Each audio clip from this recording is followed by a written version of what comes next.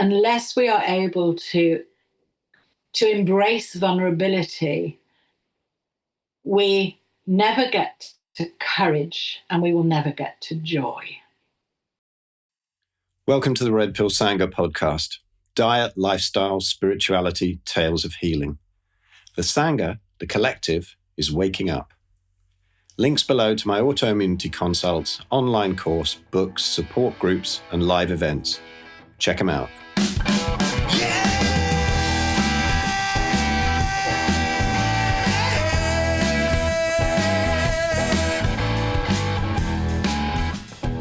Welcome, everybody, back again to the latest episode of Red Pill Sangha. And this is with my really good friend, Meidi Goodson. I've been hassling her to come on the podcast for a long time, since she's got such amazing wisdom, and she has helped me so much at the times when I've been ill, and just been a great friend at the times when I haven't. You know, we've known each other for a long time. And yeah, so I wanted to get her on to chat about some stuff that isn't to do with diet or anything like that, although Meidi's pretty clued up on that too. But the skills that she's got with emotional balancing and counselling and stuff like that is also so useful for getting rid of all of the fight or flight that so many of us are in, and so many of the traumas we have. So I had to get her on to chat about this. And before I let her loose, if you want to come and see Meidi live, and I think at the end of this podcast, you know, she'll win everybody over, and you'll want to come and meet her along with some of the most amazing other speakers. So if you're listening to this 2025 before August, go to ancestralhealthfestival.com, check out our other speakers, and Meidi will be there, and loads of others will be. Meidi, welcome. Hi, Phil. Thanks for inviting me. Thanks for asking me. Yeah, you're so welcome. I'd like to start off with a bit of your story and how you came to be the absolute maestro that you are. So what led you to all of this? What's your story?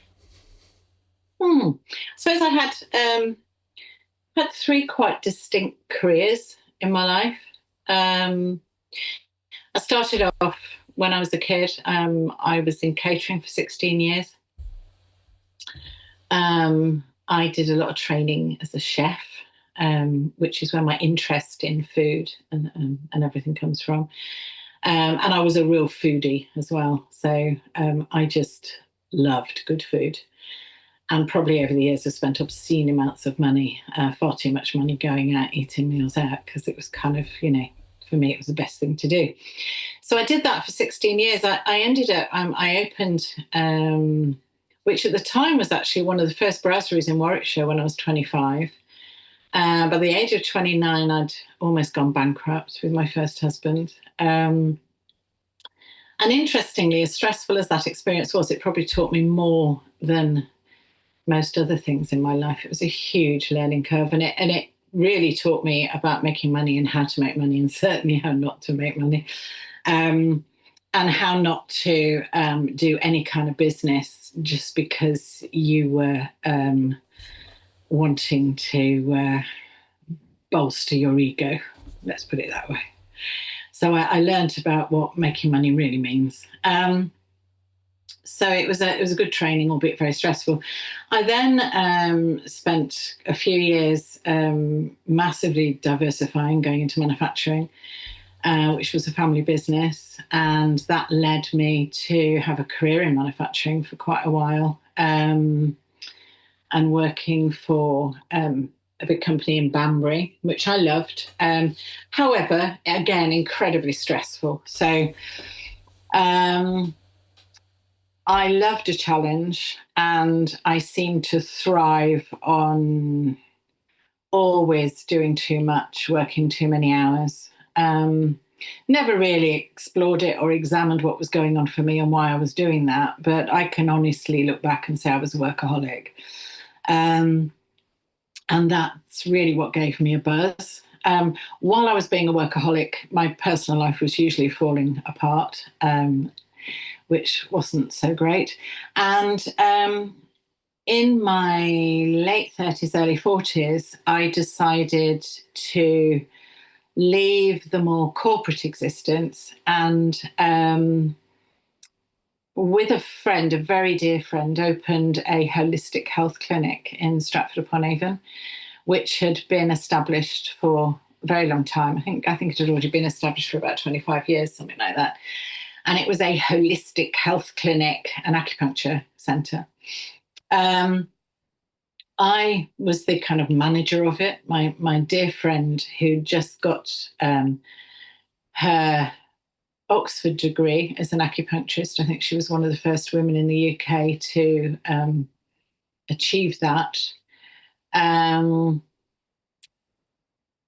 We got together, we decided to open and to buy this existing business. And that's what we did until I got pregnant with my son when I was in my early 40s. And eventually sold my shares to my dear friend, and I moved from the area, which is when I met you, Phil, which was about 20 years ago now, when I moved to the northwest of England. So I managed that business, and I loved it. It was tiny. So I was really renting treatment rooms to therapists, holistic therapists. And as well as acupuncture, we offered chiropractic treatment, we offered homeopathy, massage, remedial massage, a lot of different therapies. So I learned a lot about different therapies in those days because I ended up trying to help my therapists to sell themselves and their business, because I suddenly realized I wasn't going to be very successful renting rooms to holistic therapists unless their businesses worked. So I suppose I was the one with quite the all-round view of what was going on in the business. And so that I could help the therapists market themselves, I used to get them to give me freebie treatments, and then I would give them free sales and marketing help to try and help them to ensure that their businesses were going to survive, so I could continue to rent rooms to them. So it's very simple, really. There was an ulterior motive. Having said that, I learned an awful lot about a lot of different therapies that I had no idea about. Cutting a very long story short, when I finally left to have my baby, and I had a lot of complications with my pregnancy, which was, again, something that ended up, I wanted it to be this blissful, fabulous pregnancy, and kind of dreaming of water births at home and all sorts of stuff. And that none of that was going to happen because I was actually placenta previa. So that means your placenta's in front of the baby as opposed to behind. And it was also, the placenta was covering the os, so I wasn't going to be able to have a natural birth either. So I knew quite early on that I was highly likely to be having to have a cesarean section, none of which I'd kind of planned. So my dreams and ideas of this blissful birth just really went out the window. And in fact, it became very serious. And I ended up, my placenta sheared when I was on my own one night, and I ended up nearly dying as opposed to giving birth to my son. Luckily, we both survived. According to my consultant, my placenta was hanging on by the equivalent of a piece of cotton, which is all that's keeping us alive, and neither of us ending up bleeding to death, which was all very dramatic. So I realised quite soon on that had been an extraordinary trauma, a large trauma, and something that was going to take me quite a while to get over. And in fact, only a couple of months after I'd given birth to my son, I was diagnosed with fibromyalgia. And I still look at that and say, well, quite whatever that means, but it was autoimmunity of a significant degree. And I'd literally gone from thinking I was incredibly fit and healthy. I say thinking I was. That was still, smoking the odd cigarette before I got pregnant, and going to the gym excessively, and punishing myself with probably far too many workouts in a week, and working in a busy office and all that kind of stuff. yeah, I started to read books on self-healing because I literally went from feeling what I thought was fit and healthy to, I can honestly describe it only as feeling as I was about 95 overnight. You know, it was the most horrible, horrible experience. And I started to swallow books on self-healing. In fact, from the age of 40 to now, I think I've read more books in that period of my life than probably most people would do in several lifetimes, you know, a huge amount of reading. Um, and I found it all fascinating, absolutely fascinating. And I decided, for a workaholic like myself, it was very difficult to decide to slow down and stop, um, and rely on savings to um, keep both me and my son going. And it's a very long story as to why I moved to the Northwest, but there was certain support available to me in the Northwest that I decided to go for. And also, I was going to be able to release a lot of capital in my little Muse house in just outside Stratford-upon-Avon in Warwickshire, was worth an awful lot of money compared to now the sort of nice large size property that I needed with my son, which I was able to get in the Northwest. So the property prices where I'm now living, as I know you know, Phil, you know, an awful lot more affordable than in places like Warwickshire and other places down south. So I was able to release a lot of capital to keep myself going. So that was really what led me. So I was already interested in holistic health, which is why I'd had the clinic with my dear friend. And I'd learned a huge amount about different therapies. So that was very beneficial to me. I hadn't at that point thought of becoming a therapist, to be honest. In fact, I think I actively thought it would be a bad idea. I didn't see myself as the therapist type. And I ended up being so fascinated in my reading and research that I just offered initially, I set up a little website that offered people support with fibromyalgia. And what was really, really interesting was nobody came to me for help or support. And even when I wrote letters to people like the Fibromyalgia Society or support groups and stuff like that, and I'd say, you know, I'm really learning a lot about this, and I'm actually enabling to feel an awful lot better than I did when I started, because I was just gradually improving more and more. And still nobody wanted to know, nobody wanted my help. And then I started to learn something else, which it sounds terribly negative, and that is that there can be a benefit in being unwell. And that's something I'd never really recognized, that especially if you're unwell for a long period of your life, there can be serious secondary gain in retaining the symptoms and holding on to your unwellness. And that is really because over a period of time, people can end up building a massive support system around themselves. So, you know, a partner may do more of the housework, may do more of the shopping. Children, if they're older, maybe more of a support. Friends may be more empathic toward you and help you more. I've heard people say as well, what's going to happen to my benefits? Oh yeah, You know? it's huge. So it's the financial thing too. Yeah. Oh, it's huge. Yeah, it's huge. And I think particularly for myself, I ended up being a single parent, which wasn't the plan. But yeah, I really learned that, oh my goodness, you've got to be so careful, because if you work too much, you don't get any help or support.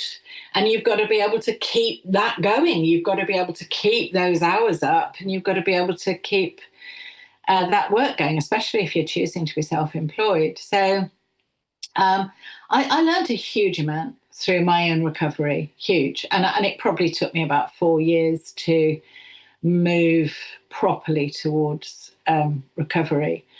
And then I decided that I wanted to study a lot of the holistic therapies that I had that had helped me get well. And initially I gave the more complex therapies, the greater credit for my recovery. And that's because I just presumed that they were more involved, so therefore they must have been more of a contributor to my wellness. And then it wasn't until a few years later, really, that I realized that some of the simplest techniques are actually the most effective. And that it's a problem with techniques that are simple. One of which is tapping, which I know you know well. And people would say, what, you're telling me I can just tap on these points of my body and, and it's going to make a difference? Really?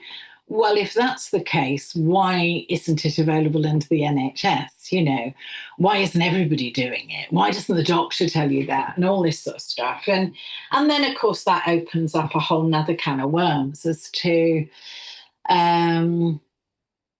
the politics, if you like, that is behind wellness. I don't know if that's the right phrase. You probably call it something very different, Phil, I'm sure. Well, no, totally. I me's becoming obvious recently, isn't it, that they are just legalized drug dealers for the pharmaceutical industry. And so let's not mince words. And they should there should be an accident and emergency department in hospitals and then a human body department. But at the moment, the human body department is so split up, and all these things takes you down all these little rabbit holes. And we are reductionist, aren't we? We think that there should be just one pill for one ailment, and it never works. And if something's really simple, it's like the whole carnivore thing. All those things that I studied, all the Ayurveda, when that we're up here in the TM community and whatever. Meidi lives about a couple of 100 yards down the road from me, by the way.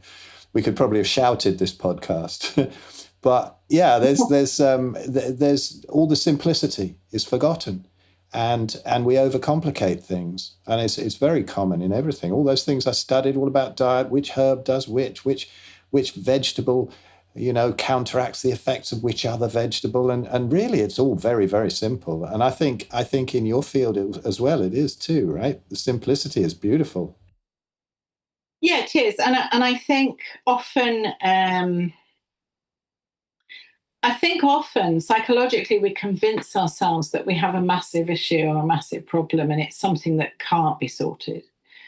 Because if it could be sorted, we'd have sorted it, And I think it's really important that we all take an open-minded and curious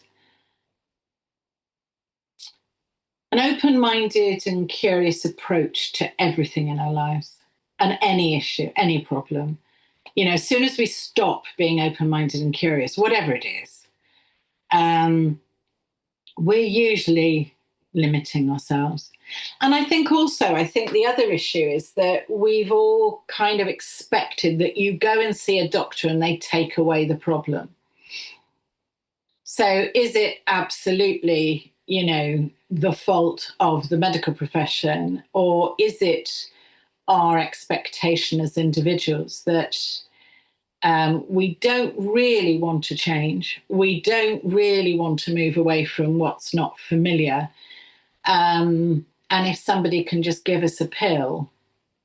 I think the interesting thing is it's very interesting at the moment with weight loss jabs like Ozempic, for instance. There are many, many people who would be out there saying, oh, I don't believe in vaccines, I don't believe in this, I don't believe in that, but they'll all take Ozempic, We really get it very wrong. And I think it's taken me years to understand now as a therapist, is that we actually don't really, people say all I want is to be happy. It's not actually true.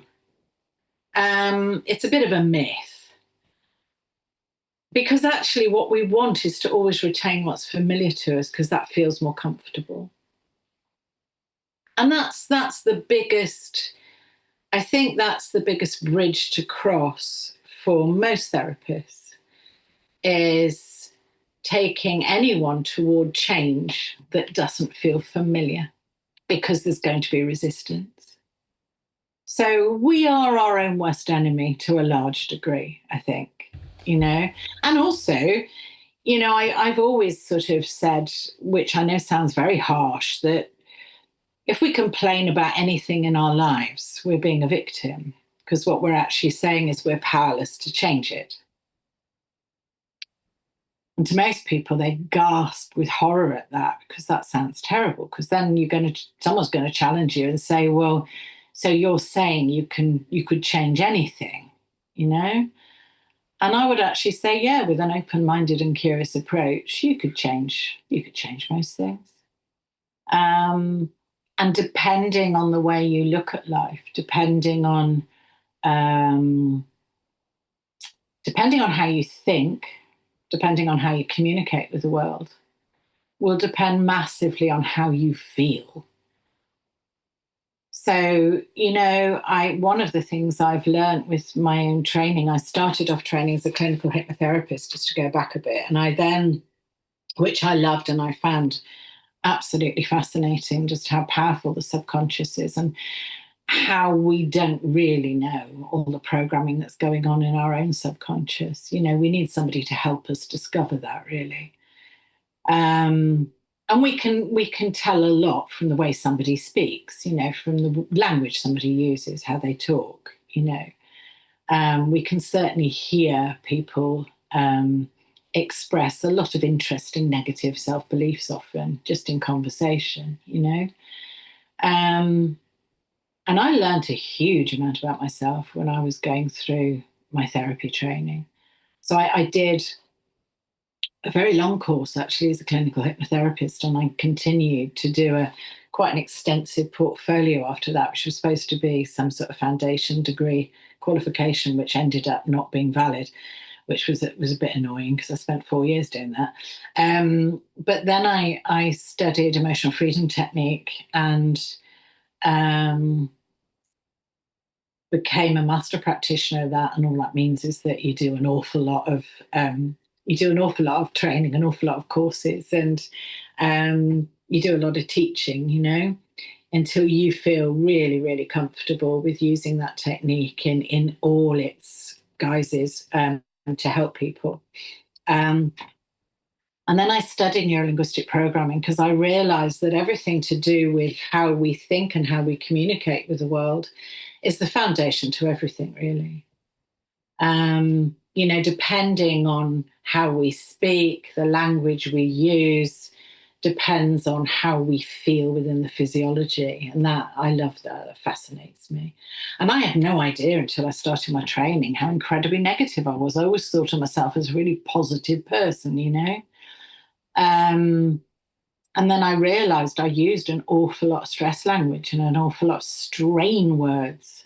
One of the first things I try to get clients to do is to obliterate certain words from their vocabulary, which is always must do, have to, ought to, should do.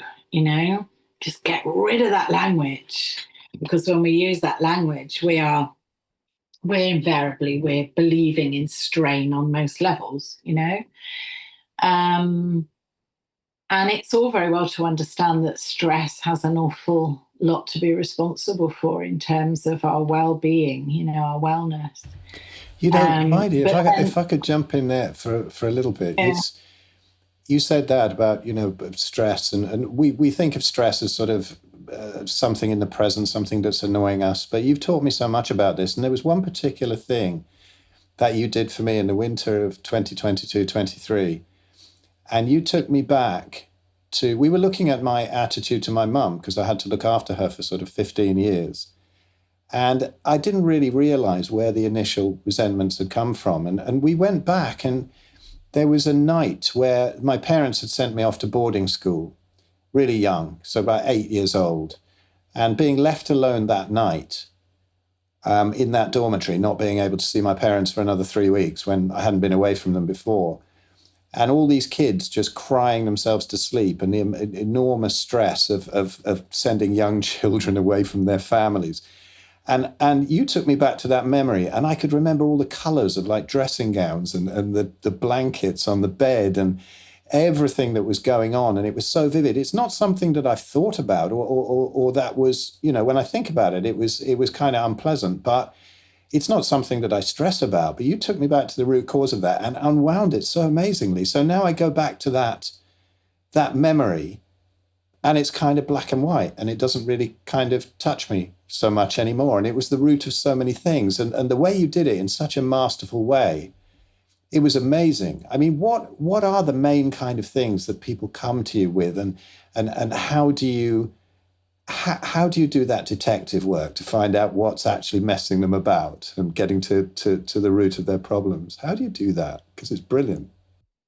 Okay, so and thanks for that, Phil, and thank you for telling that story. And I actually remember it well. And to just take you back to what you said first, the first sentence you said to me before you told that story was, I had to look after my mum for about 15 years. So the first thing I would say to a client was, you didn't have to do anything. You chose to do it for whatever reason. You chose You're right. to do You're that. absolutely right. Yeah, yeah, yeah. Good one. And that's why I talk about the language have to, should do, ought to, must do. Yeah. The more of that language we use, the more we're believing that we don't have a choice, that we're trapped in effect. Yeah. And don't get me wrong, you may have been given certain subconscious beliefs as a child that would have told you, your mother might even have given you very big instructions to tell you that you would be looking after her when she was in her old age, and that's what she would expect of you. And that's okay if mother is a sweet person, and it's okay for you to do that, and you can do that without taking it out on her or yourself or your own family. But I would always look at it and say there's a lot to consider, because there's a lot of people with extremely toxic parents who think it's okay for them to subject themselves to abuse for many years because of what they believe they ought to be doing, if that makes sense. So actually being strong and centered and being able to say no is one of the biggest things I work with most people who come to see me. I can guarantee that for the majority of people who come to see me, one of the things they will not be able to do is be strong and centered and use the word no without feeling such excruciating guilt that they can't do it. Or having a belief that they are so bad if they do that, So one of the first things for anyone who I work with is to look at, are you able to honor yourself? Are you able to truly tune into how you feel? Are you used to doing more of what feels good and less of what feels bad? Are you in control of that? Or is your subconscious mind in control of that? Is your programming in control of that? So what I'm always looking for in the first instance is, what negative programs are we running? That's all we're ever looking for as a therapist. What negative programs are you running? Yeah. So just in that sentence from you, I would say that was a negative program that you were running, that you believed you had to look after. And that you'd have probably felt you were wrong if you tried to find a way around it. Oh, absolutely. When I look back at it now, I realize that there was many things I could have done and then eventually I did. It took me about 10 years to put her in a house on her own and then move into another one. Then I could still look after her. But being in the same house was, and I think that was from my dad, who felt that he had to do it and stayed with her when he didn't want to. And so, yeah, you get that kind of that kind of idea that you have to do it. And yeah, I didn't. You're absolutely right. Yeah. So in terms of, and don't get me wrong, there's still loads of things I do that are patterns that I'm still trying to shift, because it never stops. I don't believe it ever ends. But I think there is a difference between having so many negative programs running that we eventually become physically poorly. And that's what happens. We eventually we experience dis-ease, lack of ease within the physiology results from running too many negative programs. So if somebody comes to me and they're already suffering physically, then there's stuff to unpick, And for many of us, our negative self-beliefs are something that weigh us down and make us extremely heavy. And often we're not even aware of them because we take it for granted that we take it for granted that we have to, should do, ought to do certain things. And many of us live within what we call the drama triangle. And I love the drama triangle because it's kind of, everything about therapy is getting anyone outside of the drama triangle not communicating and living within it.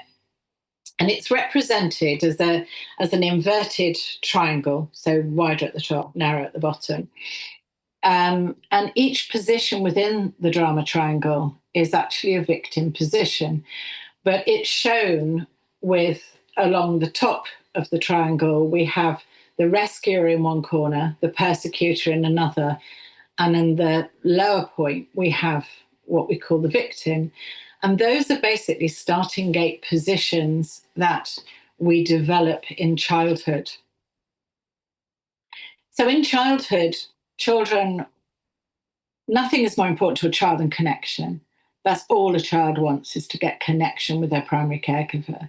So if we start from that point and look at how did you get connection as a child? And depending on the dynamic within the family, depending on the amount of siblings you've got, depending on the state of mum and dad, you know, whether one might have been had anger problems, one may have had, but there might be a myriad of issues. But we look at how you got connection as a child. And it's very, very common for children to grow up believing they need to prioritize their primary caregiver and how their primary caregiver feels, whoever that is. You know, it obviously doesn't have to be mum or dad. And that position is usually a rescuer position. And it's quite interesting that the majority of people who are health professionals, many people who are health professionals, particularly nurses, carers and the like, started off life, their starting gate position, which is what we call it, where you began in childhood, is that of a rescuer. And the reason that's being within that drama triangle is a very unhealthy place to be is because if as a child you didn't and you were not taught to honour yourself, tune into your own feelings, honour what was right for you and learn how to do that, then what you were doing would be tuning into the adults around you and doing whatever behaviour was going to get you praise from those adults and get you the connection that you needed.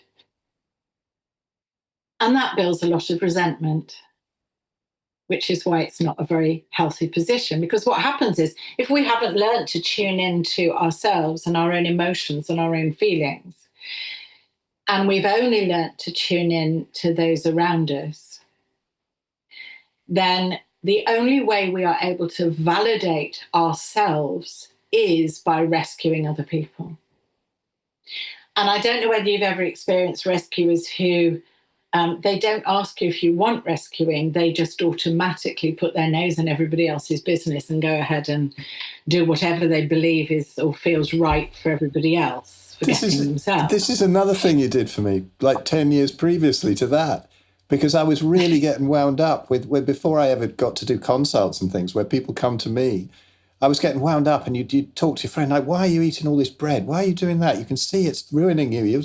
You know, offering all this advice. And of course, they all got pissed off. And you said to me, you know, there's somebody else's business, your business and God's business. Like, have they actually asked you for help? And it was such a revelation to me. I thought I'm being brilliant, aren't I? Forcing this knowledge on everybody.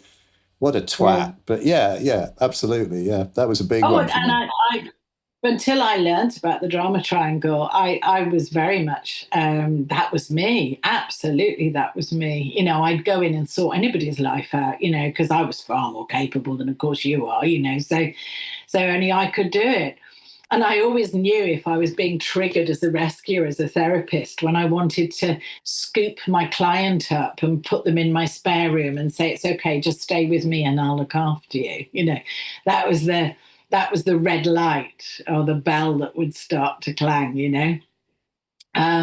So that's why it's an unhealthy position, is because you haven't learned to honor yourself first.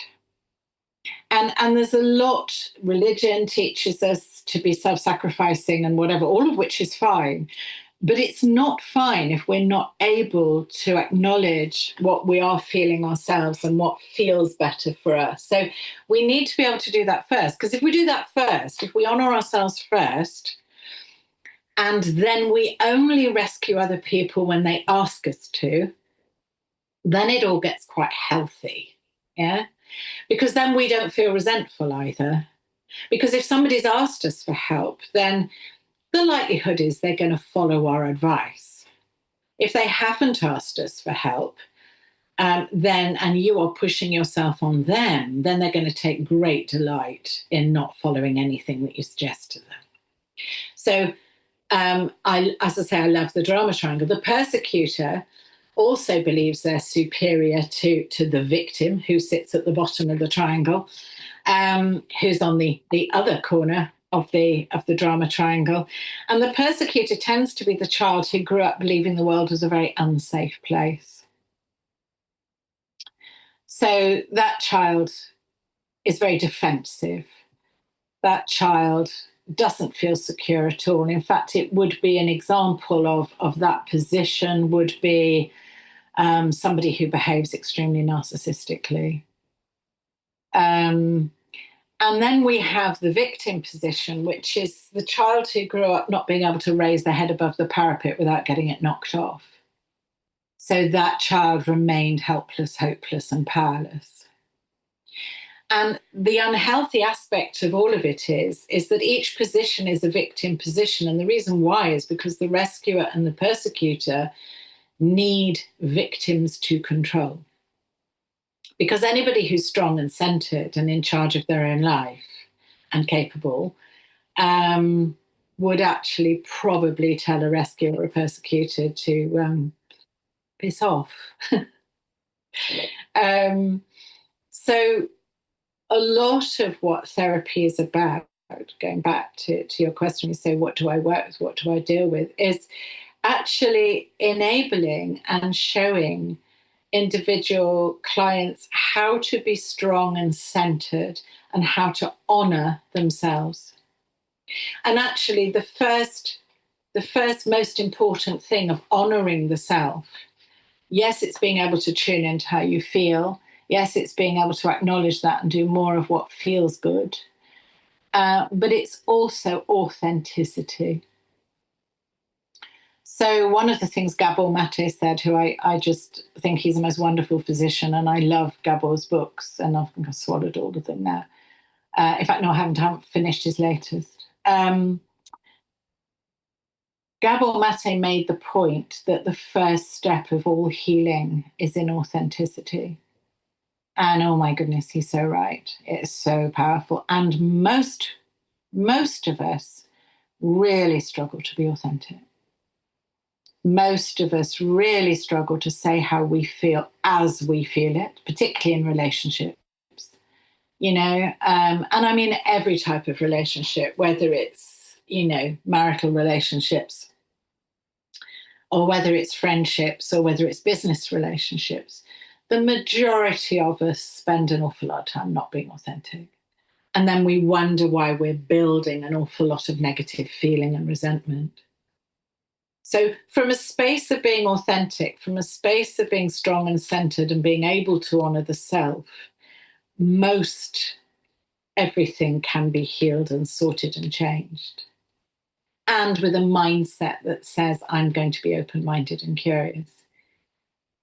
And the reason we're not open-minded and curious, the reason we get so dogmatic about a particular position or a belief, is because we find it threatening. We find it threatening to even imagine that we've been holding beliefs all our life that are not right. That feels, for most people, quite scary. And you know, Now go on. Sorry.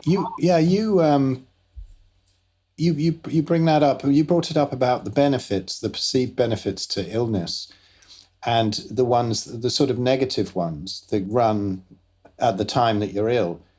But actually, for me, it's like I called that book, Arthritis, the Best Thing That Ever Happened to Me, because it woke me up to loads of this stuff. It strips you of ego so much. You know, now if I'm wrong or I think there's another perspective, I'm excited because it's new knowledge. You know, I still get that initial, oh, hold on, well, who do you think you are? And then, oh, don't be so silly, because I'd learned some of the most valuable things from probably people who I've disagreed with 95%. And they've always got that gem of knowledge. Yeah. And that beautiful meme that there was at the beginning of all the COVID nonsense, where, everybody was arguing about everything all over the place on social media. And there was the guy being loaded into an ambulance. And it just said, man in a critical condition after hearing slightly different opinion. And I loved that one. And you do, I think a lot of the people who have come through serious illness have some fantastic sides to their character and personality that have kind of been honed in that hell. Yeah, I absolutely agree with you. And I think, but you make the point, people who have come through, and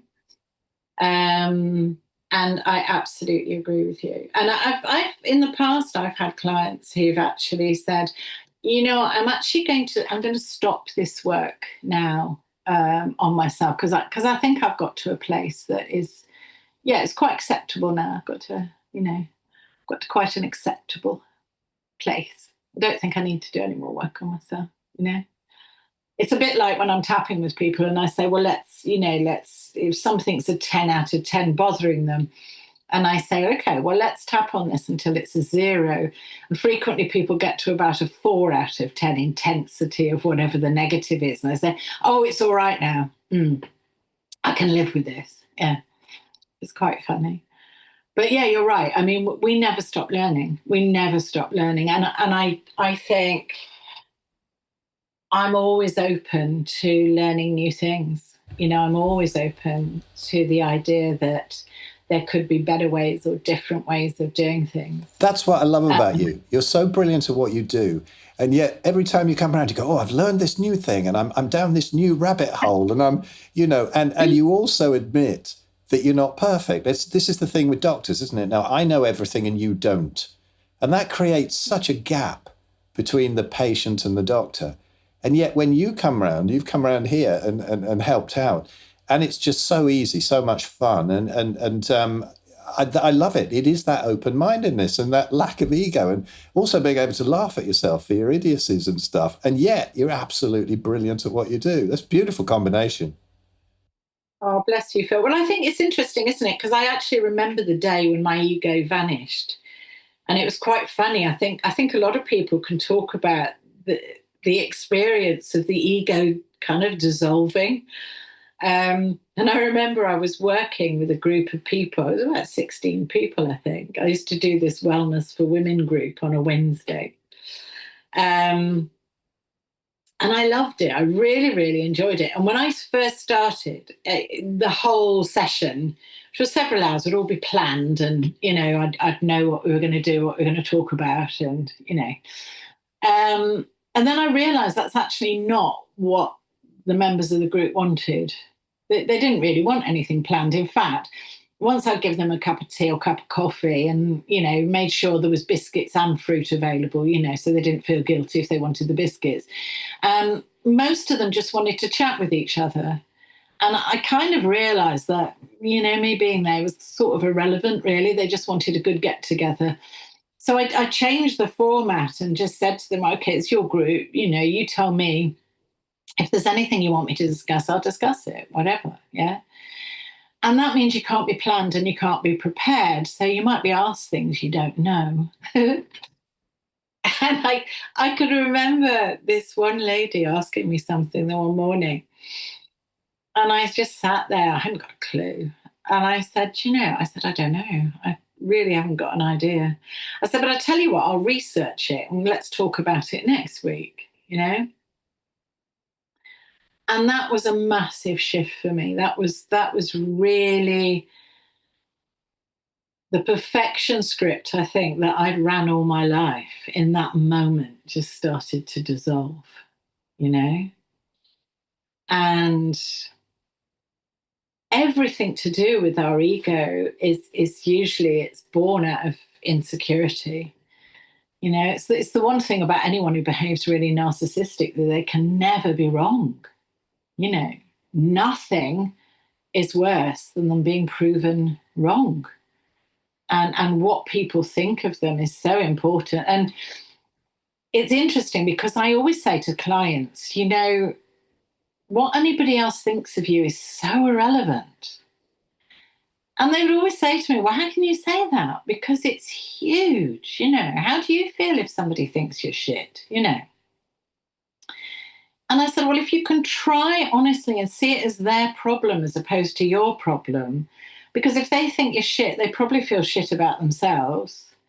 And as long as I can examine whatever interaction I've had with that person and look at what I've done and be honest and authentic, if there is something I've done that has, you know, I've let the side down or I've been less than and I could have done it better or whatever, then really you're left with how the other person feels about themselves. And there's nothing you can do about that.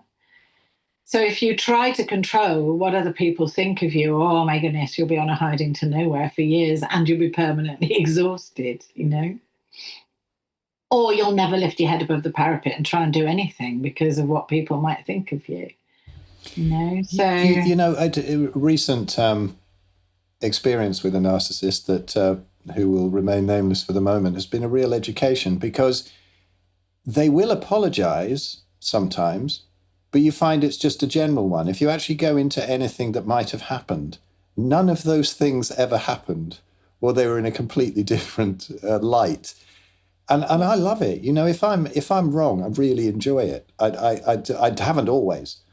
But I do love it now. And it's so nice to go to somebody and say, I was a complete bastard with that. And I'm really sorry. I was, you know, I was really insensitive with that. Or, you know, and you can say that. And it's absolutely lovely to say that. And it's very healing, I think. And it's also very healing for the other person to be recognized. But a narcissist will say, yeah, I've been really bad to you. But you pick any particular thing out. No, I didn't do that. No, I didn't do that. I didn't do that. No specifics, nothing. Very interesting. But who else behaves like that? So if you think about your own children, who else does that? I gave you a clue there. Go on, who else? Well, me. Do I do it? No. I said think about your own children. So that's how children behave. Yeah, exactly. Yeah. It wasn't me, Dad. No, I didn't do it, Dad. No, never, not me. No, it was her or him. Or yeah, absolutely. Yeah. But, well, actually, my son Peter is pretty good with that. He's great. You say you've done something, he goes, I'm so sorry. And he actually does it straight away. I'm really proud of him, actually, for that. Brilliant. Wonder if it's because he's had no vegetables. Who knows, eh? I don't know what we feel. I'm sure. Yeah, it's interesting, but that's the problem with narcissistic behaviour. The narcissist is usually frozen at a certain point in their childhood. You know, they want to project this aura of incredible ability, and unfortunately, they're trying to cover up a very scared child usually. So that's why it's too difficult to admit to failings. That's why I say to you, you know, I so believe in what Gabor Mate said, which is the first stage of healing is authenticity. And I think it takes a lot of work and a lot of practice to become more and more authentic, more authentically who we are. Because if we think that somebody's going to disapprove of what we're saying or what we're expressing, then there's usually a reluctance to express it or say it, you know, because we want everybody to think we're wonderful. So going back to your question about, you know, what do I work with? So first of all, it's working with helping every client to become stronger and more centered, to really start to tune into who they are, get to know who they are. And I look separately really at childhood trauma. That tends to be very significant for many people. And because as adults, we tend not to view childhood trauma as trauma because we see it from the lens of when we're adults and think we're being precious if we talk about certain things that we may have experienced in childhood. We view it as an adult and see it as not important. And of course, it is important. And many, many experiences in childhood make up trauma. So that's one thing that I look at.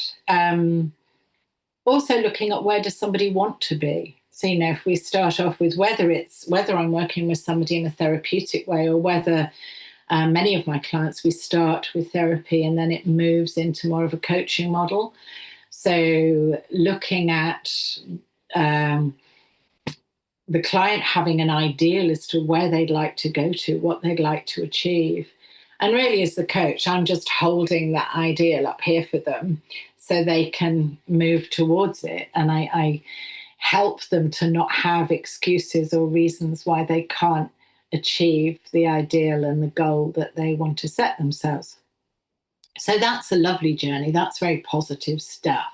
There are many, many people who particularly work for other people. I don't actually find people working for other people who are usually very happy. It's quite interesting, isn't it? But then it takes a lot of self-belief and a mixture, really, self-belief, courage, to actually do something that you want to do for yourself, and to follow. So, because most people believe in failure. And I always say there's no such thing as failure. There's only ever feedback as to how to do it better or different next time.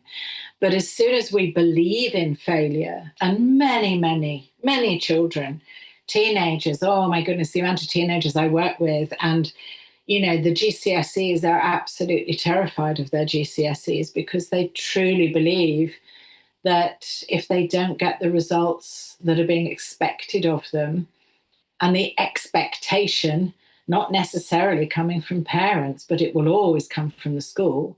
Now the government are measuring every aspect of what a school does or doesn't achieve, and it's all based on exam results, then that puts a massive amount of pressure on our teenagers. Yeah, my daughter's in the middle of them now, and she's not massively stressed, I don't think, but more than I've ever seen, and constantly revising and worrying about this paper and what marks she's going to get. And I'm expecting her back any minute. She'll probably come in here and make a big racket in a minute. But it's weird because I just wasn't interested. I never did a single bit of revision in my life for anything at school.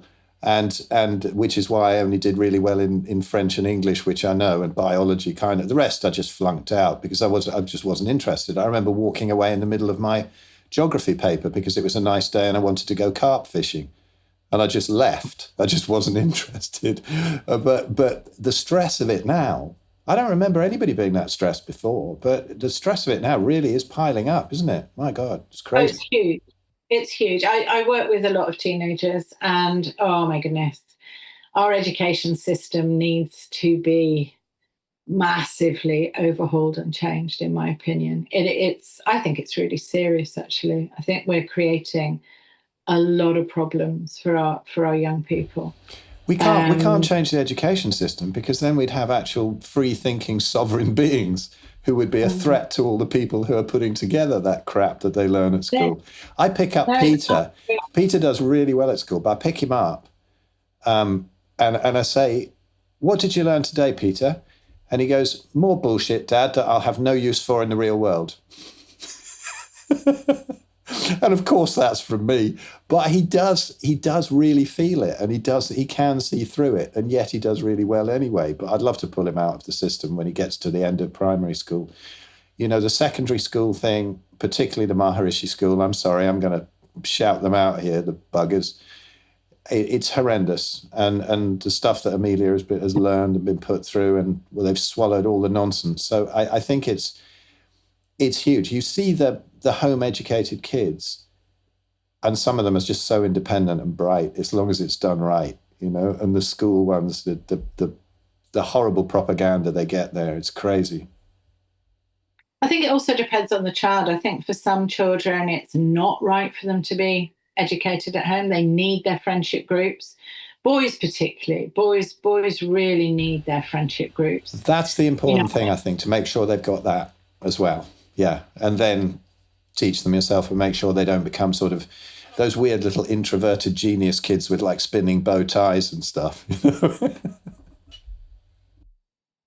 I tend to see teenagers when there are problems, and I think for a lot of teenagers in many schools, anxiety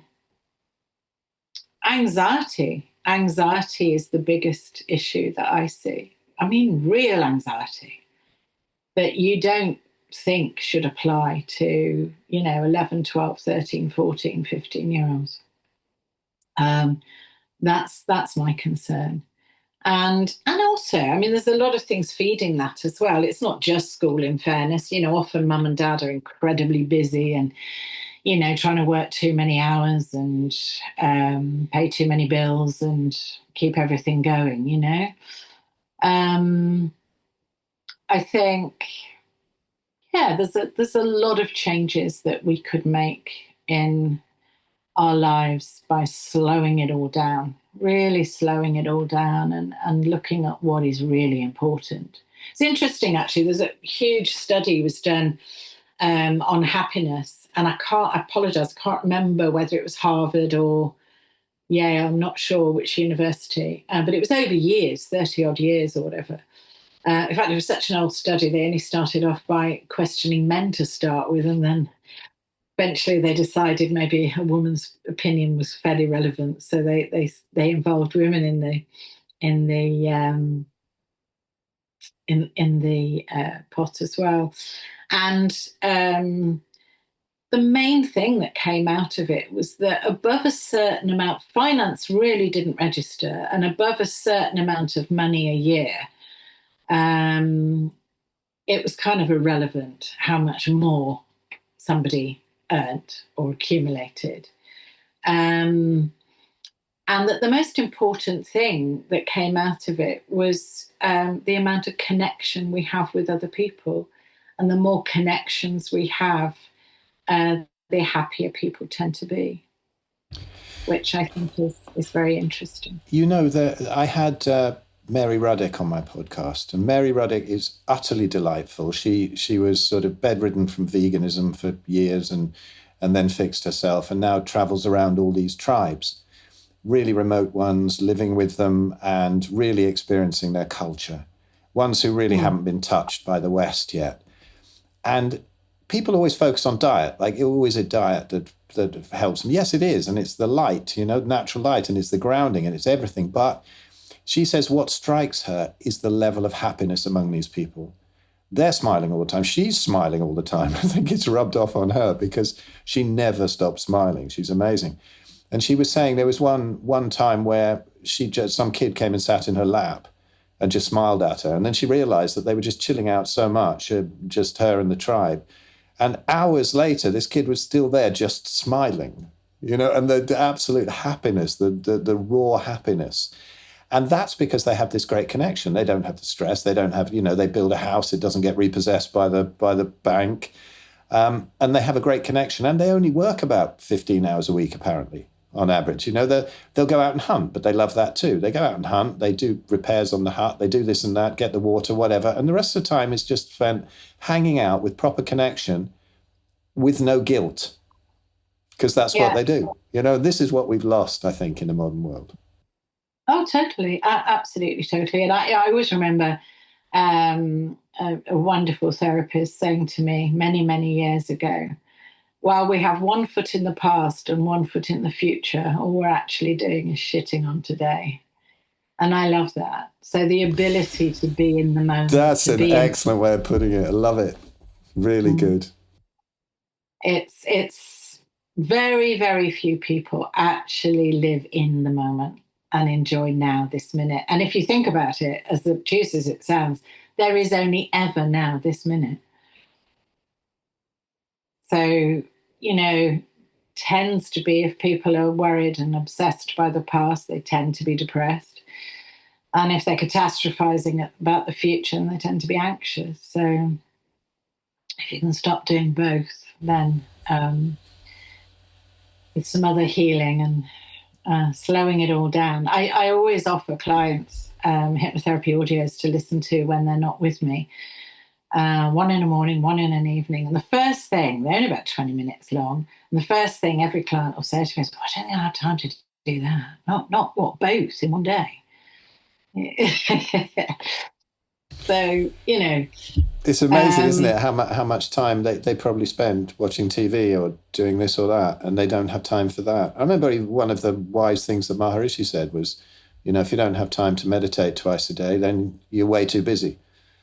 And that was pretty cool. But so when you're dealing with a client, you have a lot of techniques that you've studied, and so some of them I've seen you put into practice on me. And are there, because everybody's healing journey is different. I think we're all kind of pretty much the same, but the healing journeys are very different. And how do you pick sort of certain techniques? Are some better for certain people or for certain issues? Like, I remember tapping was great for certain things, but I also loved the Byron Katie stuff, the simplicity of that for blowing up certain other things. And so maybe that's my preference, or do you find it's a client's preference, or do you all your different? How do you match up techniques with people or with issues? Well, so if we go to sort of Byron Katie, what we're looking at is a process of inquiry. Yeah, is it true? So, I mean, that's what I'm doing as a therapist. So the questions that I ask, where I will, as a therapist, you're very much, you're a detective. Yeah. So I'm automatically now, because I've been doing it along a lot of years, is I'm automatically watching somebody's body language. I'm watching their facial expressions. I'm hearing their tone. I'm listening to the words that they say. So just from that, I can tell a huge amount about what's going on for them, what they're feeling. Yeah. So then we straight away start to know the things that need to change and need to unpick without them actually going into a huge amount of detail, Most people talk in a way where they beat themselves up,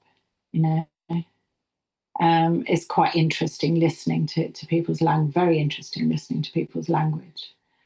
And if for most people, if I just said to them, okay, so every single time you notice yourself thinking something really horrible about yourself, just stop and say out loud something that's the opposite to what you've just thought.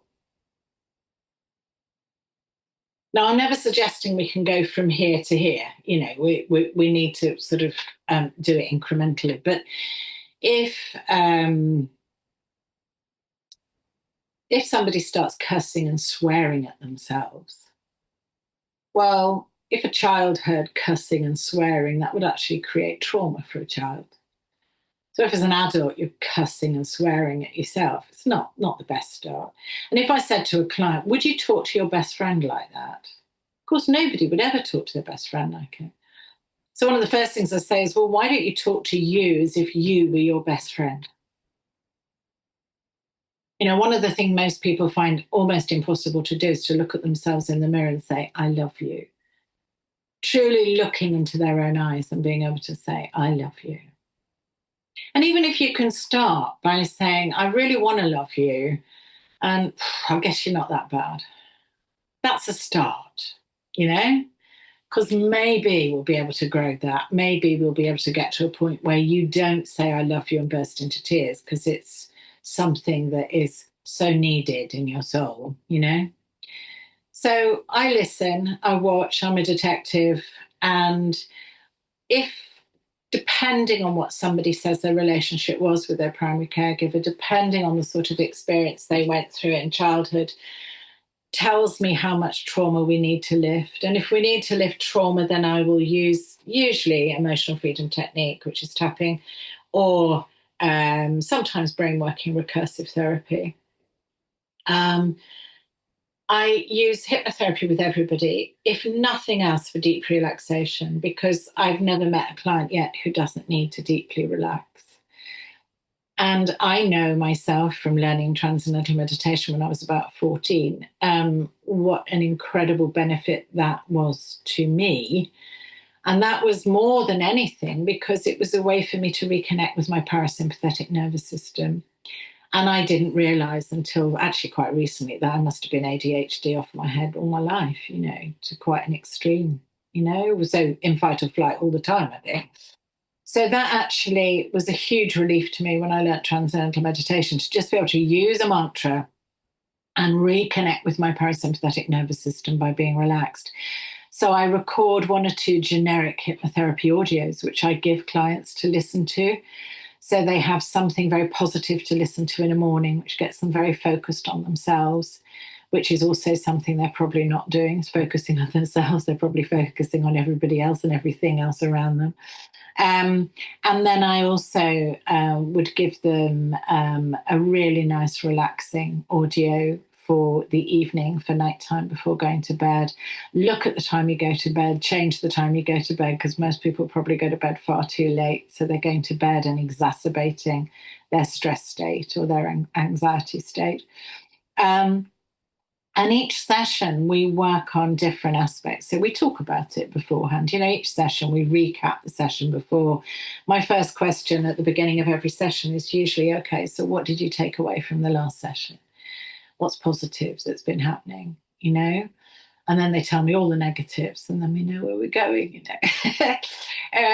So slowly, we're moving forward all the time. And therapy tends to work by going forward, and having a little slide, maybe, and then going forward, and a little slide. And anyone who tells you different is just telling you fibs.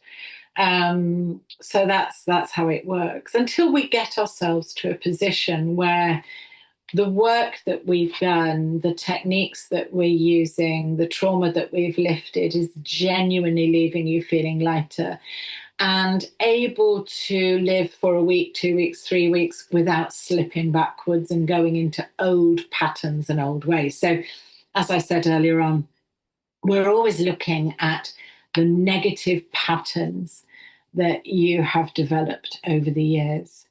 And once we find a negative pattern, then we can change it. And we change it by developing a new habit. A new habit takes, 60, 65 repetitions before it's become a new pattern. So that's what we're looking to do. So that's looking at it fairly simplistically. Yeah. I don't like to have clients who are experiencing trauma through a session with me. We don't talk endlessly about the problem because there's no point. We do use techniques like emotional freedom technique to tap and lift the negatives as they come up. And our subconscious is fantastic. Often clients will feel a resistance to coming for a therapy session. They'll say, I was feeling really anxious on the way here. And that's usually because the subconscious knows it's going to let go of something that it needs to let go of, but it's been holding on to in an unhelpful pattern for years, And people tend to speak about the thing that they actually want to work on.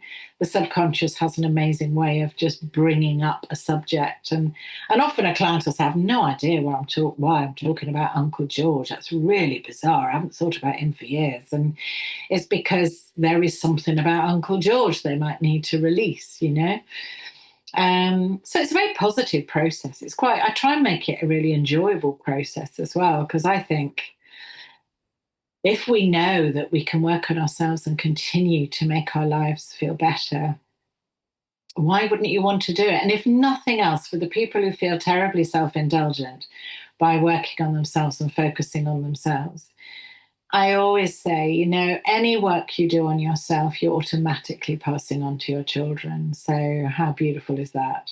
You cannot help but be passing on the benefit to the people around you.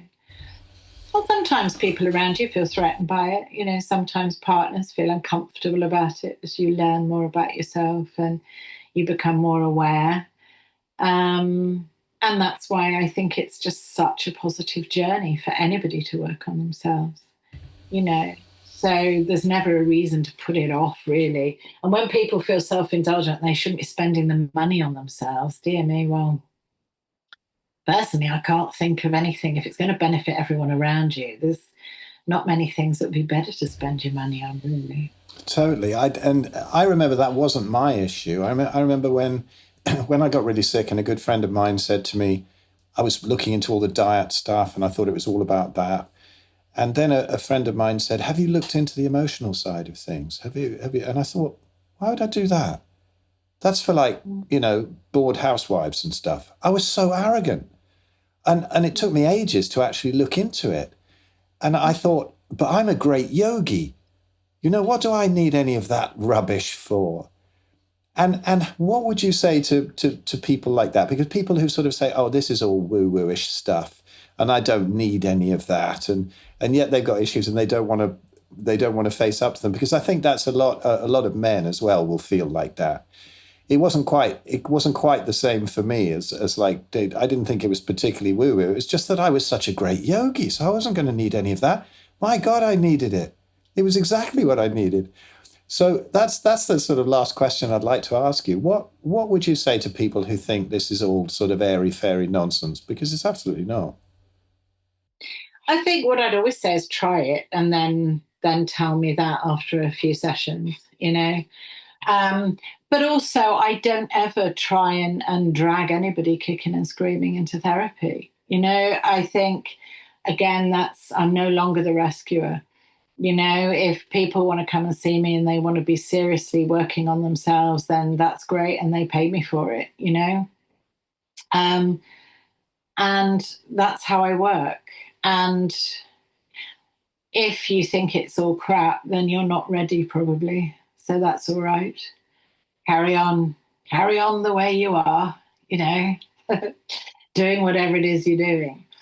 And it's interesting, isn't it? Because there's so many things that contribute to our well-being, to how we feel, which I know you know, Phil. And food obviously is one of them. If we're eating shit food, a shit diet, loads of seed oils, plenty of sugar, we'll feel utterly crap, whatever we're doing, There's always the argument as well, though, if you don't think it's bad for you, then it probably won't be, So I'm also a great advocate for whatever we think we'll find evidence of.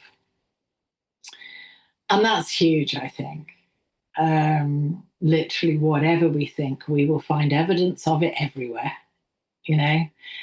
So I think with everything, it's trial and error. I learned that my arthritis that plays me up every now and again, I know exactly why it's there. I've known from the moment it all started, but I know that the inflammation within my physiology has probably been chronic for years, and I've managed to improve it massively. But I also know if I adhere to more of a ketogenic eating plan, then I know it's going to get better and better. And then I start to find I get more and more sensitive to anything that's shit that I decide to put into my physiology, So we can only do what we feel is right for us, and that's why I always say about being open-minded and curious. I think it's quite a good idea with anything to, whatever it is, why not try it and then see, And that could apply to anything. If you never sailed a boat in your life, well, why not try it and see how you feel? You might love it, you might hate it, but the only way you're going to find out how to actually get more joy out of life is to try new things. Have you ever been on holiday on your own? Well, why not? Give it a go. Maybe it'll be fabulous, So many things, so many things. And I think one of the things I do know is that if anybody is feeling particularly down and fed up with their lot, I can guarantee there'll be one thing missing, and that's fun and recreation. Most people are so following such a sort of stringent routine, of work and serious stuff and responsibility and whatever. Those people who have the most fun and recreation in their life are always the people who tend to see everything with a much lighter outlook. and they don't see things in such a heavy way. But if you don't have any fun and recreation going on in your life, balance is hugely important. And that's where I start as a coach. The first thing I look at as a coach is looking at every aspect of your life and what's your level of satisfaction with it right now, today. How are you feeling about it? And then it's a case of looking at every area that I score everything 0 to 10, 10 being, it's perfect. Nothing could make it any better. And then I worry if people tell me that as well, because it's like, really? You sure? You sure that couldn't be better? I love the research of Brené Brown. I'm sure you've heard of Brené Brown, haven't you? I haven't actually, no. Okay. Sounds like a good rabbit hole. Brené Brown is one of my favourites. She was a researcher, and she was actually the lady who many years ago, she had a TED talk go viral, and it was on vulnerability. And she wanted to die after it had gone viral because she couldn't believe that she was this staunch researcher who looked for evidence and proof of everything. And she'd had this TED talk go viral on vulnerability. And she tells a wonderful story about it. It's a brilliant TED talk to listen to. And she has some really interesting research results about many things. And one of the things that she discovered when she was researching vulnerability, and most people try most of their lives to not be vulnerable and to not go to that place of vulnerability. Because in that place of vulnerability is where we feel helpless, hopeless. And it's why most people don't come to therapy, which is going back to your question, Phil. It's usually a reason for what I'm whittering on about. But people don't want to feel vulnerable. They don't want to feel helpless and hopeless. And what she discovered through all her research is that often the people who've had the most stable upbringing tend to be the most centered and the most okay. And because the rest who have been made to be very vulnerable and who don't want to return to a place of vulnerability, helplessness, and hopelessness, she discovered that unless we are able to feel helpless and hopeless, unless we are able to embrace vulnerability, we never get to courage and we will never get to joy. And that alongside vulnerability is firstly courage and is then joy. So I would suggest to everybody, just let me help you embrace your vulnerability, and who knows, you might feel a hell of a lot better for it. That's beautiful. That's a great note to wind up on, I think, Meidi. Thank you so much for coming on. I've been dying to do this, and I can't wait to do it live as well in August. Yes, we'll do it live. Great. I'm really looking forward to it, Phil. It's going to be a great event. It'll be brilliant. Yeah, it's fun. It's fun. Thank you. Thank you, Phil. I love talking to you. It's always a joy. So thank you. You too. All right. See you soon. Take care. Bye-bye. Bye. Music with the people.